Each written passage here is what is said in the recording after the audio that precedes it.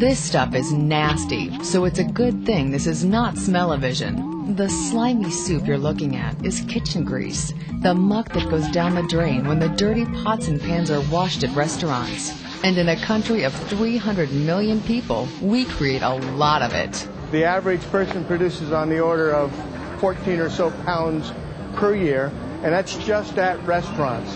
So if you take 300 million people times 14 pounds per person per year, you can see that adds up to quite a lot of grease in the nation. All that has to be managed in one way or another. Why not make electricity out of it? Electricity out of grease? Now that's an interesting idea. Take something nobody wants and turn it into something everyone needs.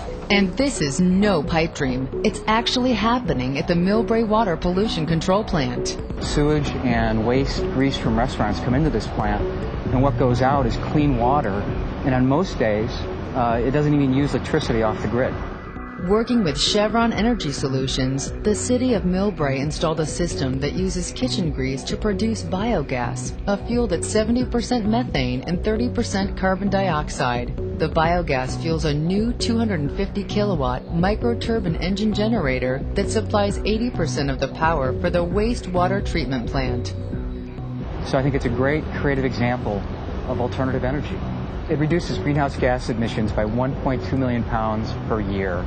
That's the equivalent of planting 150 to 200 acres of new trees, so pretty significant. Okay, so how's it work? Grease hauling trucks come to the new receiving station 24 hours a day. Drivers pump the grease into a 12,000-gallon storage tank. And from that point, the entire process is on automatic pilot. The grease is mixed together with sludge from the plant and fed into a digester. The digester contents are mixed and heated to produce biogas. The biogas is fed to the microturbine to generate electricity, and making the process even more efficient, the waste heat from the microturbine is used to heat water for the digesters. Keep in mind, if the grease goes to a landfill, it's still going to make methane, and it's going to go to the environment, uncontrolled, unconverted.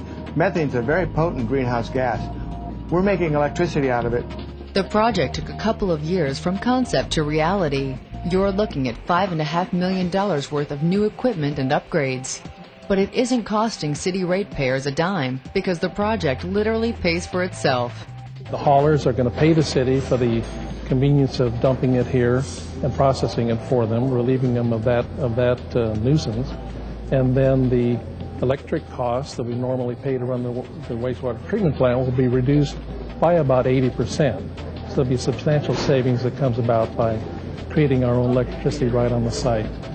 The Millbrae project is the first of its kind, but this small facility, right on the edge of the Bay Area's largest airport, hopes to become an example for others. It's certainly an appealing equation, turning an urban waste product into an important asset for the city and the environment.